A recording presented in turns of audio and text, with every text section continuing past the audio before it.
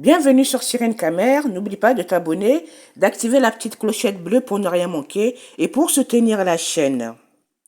Quand une légende du sport français se retrouve accusée par sa propre sœur, quand il est question d'héritage de millions d'euros et même de séquestration présumée, on ne parle plus seulement d'un conflit familial, on parle d'une affaire qui choque, divise et intrigue.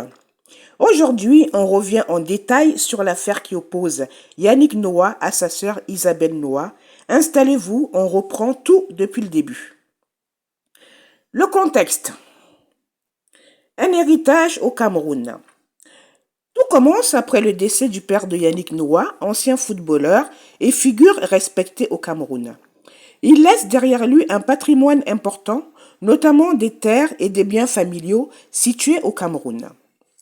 Pendant des années, la gestion de cet héritage ne fait pas vraiment de bruit médiatique.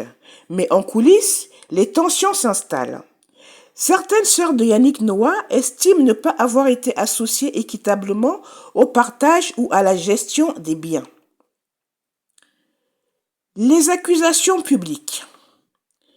Le conflit éclate publiquement lorsque sa sœur Isabelle Noah accuse son frère de s'être approprié l'héritage familial, d'avoir monopolisé les terres, de ne pas avoir respecté les décisions de justice camerounaise et surtout de l'avoir empêché de jouir librement de ses droits sur le domaine familial. Elle parle même d'une situation proche d'une séquestration morale et matérielle. Des accusations graves. Elle réclame près de 2 millions d'euros dans le cadre du litige. Voici la version de la défense.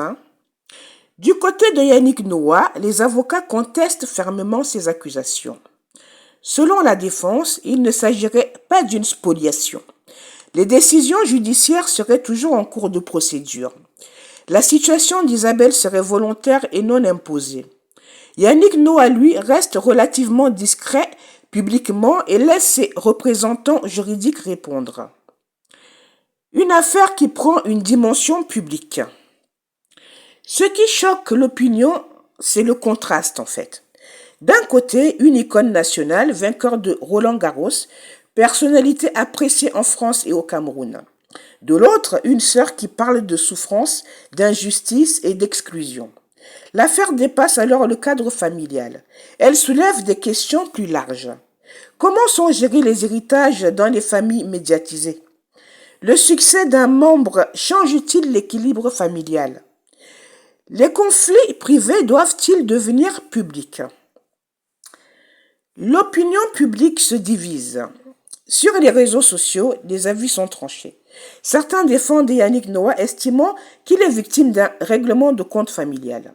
D'autres estiment qu'une sœur n'aurait aucune raison d'accuser publiquement son frère sans fondement. Le silence relatif de Yannick Noah entretient aussi les spéculations. Où en est l'affaire aujourd'hui? Donc, selon les informations, des décisions judiciaires auraient été rendues au Cameroun. Des procédures seraient toujours en appel. Le conflit n'est pas définitivement tranché. Autrement dit, l'affaire est toujours en cours. Cette histoire rappelle une chose essentielle, l'argent, l'héritage et la notoriété peuvent fragiliser même les familles les plus solides. Aujourd'hui, une question reste en suspens. S'agit-il d'un véritable abus ou d'un conflit familial amplifié par la médiatisation? Seule la justice pourra trancher. Dites-moi en commentaire ce que vous en pensez. Pensez-vous que cette affaire aurait dû rester privée ou au contraire, la transparence est-elle nécessaire quand on est une personnalité publique? Abonnez-vous, activez la cloche et on se retrouve très vite pour un nouveau décryptage. Prenez bien soin de vous.